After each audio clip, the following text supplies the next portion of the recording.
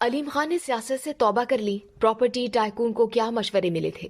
سابق سینئر وزیر پنجاب اور پراپرٹی ٹائکون علیم خان نے سیاست کو برا شوق سمجھتے ہوئے توبہ کر لی۔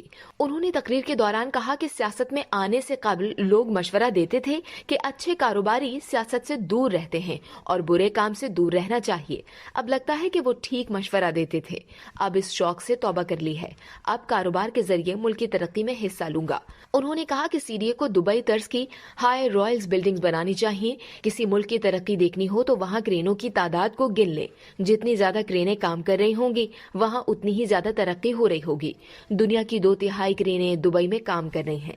اس ویڈیو سے صرف اتنا ہی۔ مزید جاننے کے لیے سبسکرائب کیجیے ڈیلی جنگ یوٹیوب چینل اور لائک کیجیے ڈیلی جنگ فیس بک پیج۔